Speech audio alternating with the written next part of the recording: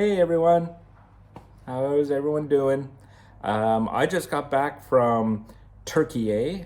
Turkiye is actually the official name of the country. That is the name of the country in Turkish. And while in English we call it Turkey, they have now officially requested that people stop doing that and instead call it Turkiye. I'm guessing in part because they're getting tired of people confusing it with, yeah, it is a bit annoying to be your country to be called after this bird, but whatever. So I went with a Qatari friend of mine who just decided to come along and see the city of Bursa as well as a city nearby called Mudanya, as I own an apartment in Mudanya. So it had been a while. I mean, I hadn't been to Mudanya since the start of the pandemic. So I needed to get over there to, kind of sort out some things. The apartment's rented, and so I just wanted to make sure, all the fees were paid up, and I had to, do some banking and pay the taxes. It was very nice of the government to just kind of let it slide that I hadn't paid the taxes since the start of the pandemic, so I had to get caught up on that as well. And also just see the sights and meet up with friends living there. One of the things we did was we went down to the old city of Bursa. Now, Bursa was actually the capital before the Turks had taken over Istanbul in, I think, 1452, or back when it was known as Constantinople, and they changed its name to Istanbul. But before they had conquered Istanbul, the Sultan and his court lived in Bursa.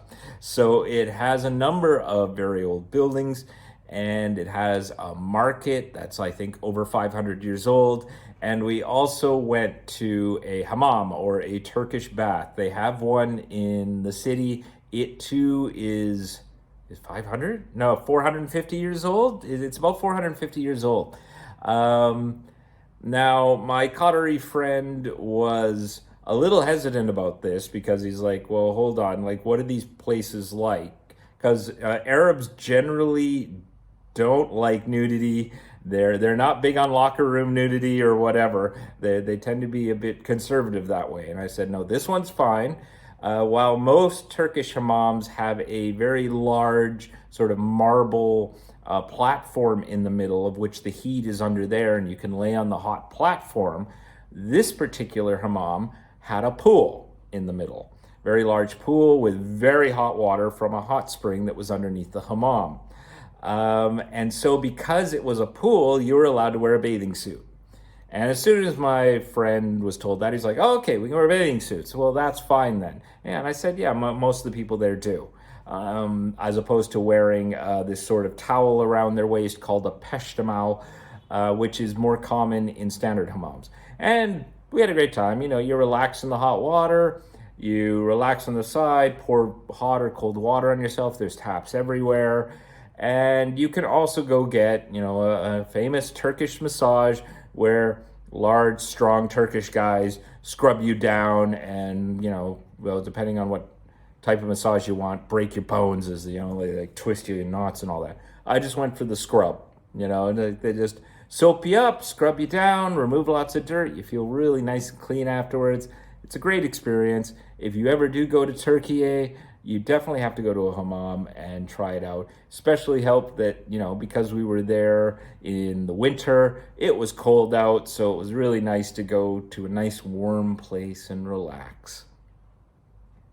Of course, when you're in Turkey, you also eat. You eat a lot. Turks love to give people big meals. And Turkish food, is it called Turkish food, or do they want to call it Turkiye food? I don't know. We'll go with Turkish. Turkish food for breakfast tends to be a lot of little things. Breads, pastries, jams, cheeses, butter, eggs. And, you just pick and choose as you go along. Cucumbers, olives, all sorts of stuff. I had at least 2 breakfasts like that. And yeah, it was fairly filling. We also had Iskender kebab, a very famous type of kebab that was created in Bursa, which involves slices of beautiful meat with yogurt set on some bread, and then they come by and they pour melted butter on it. Like they have pans of melted butter. They just go, "Wah," just douse the thing in butter. It's delicious. Don't get me wrong. Maybe not the healthiest thing, but we were on vacation. What can you do? And then we also went to Istanbul for a couple of days.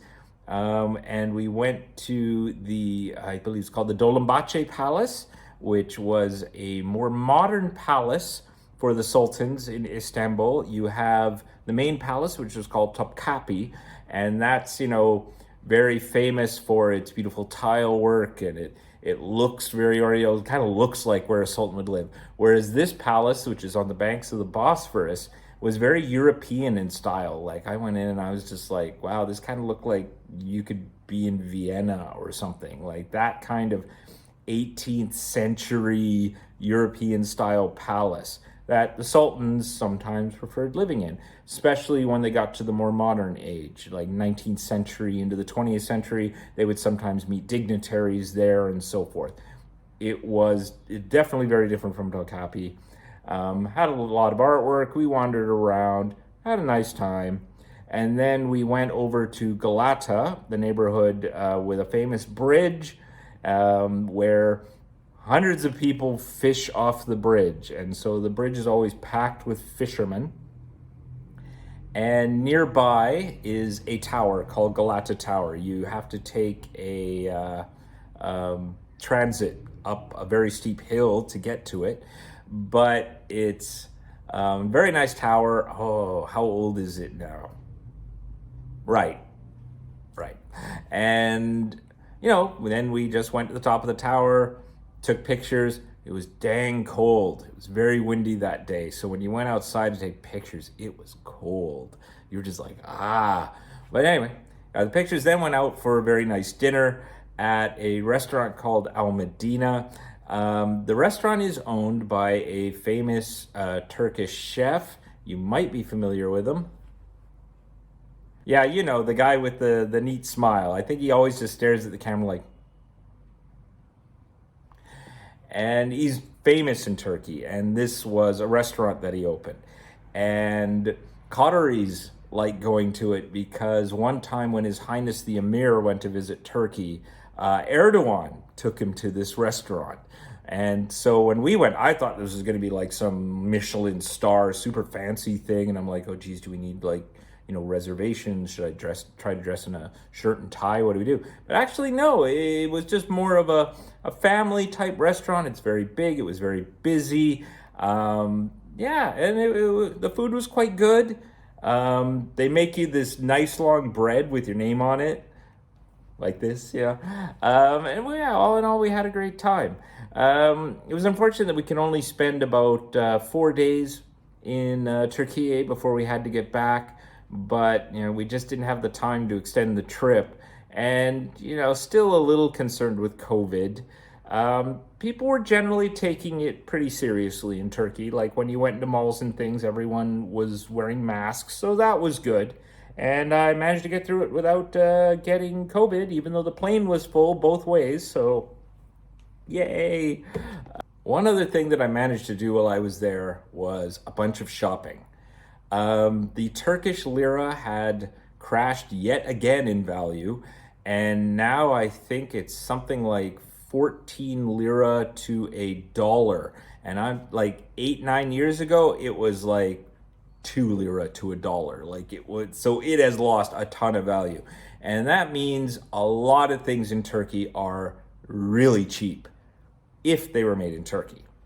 Of course, if they have to import foreign goods, they have to pay the foreign prices and thus have to pass that on to, the consumer. But if the goods were made in Turkey and sold, a Turkish lira price, it was usually really cheap. I got some really nice shoes for, I think it worked out to be about $45 US. It was like, wow, like when we go out for meals, meals would be like $10 each, $20 each for, some fairly extensive meals at times. So this was like, Nice. Like it was pretty nice to be able to, go around and just live pretty cheaply and buy goods pretty cheaply. But other than that, got some shopping done, managed to get all my errands done. The taxes didn't turn out to be too much, which was great because that was about 3 years worth of taxes that I had to pay up. The apartment seemed to be doing fine. Friends are doing well, and got through it without getting COVID, which was a bit of a concern, but and we had a great time. Um, so that's it for my update. Had a great time, doing fine. I hope you're all doing all right, and I'll talk to you soon. Bye for now.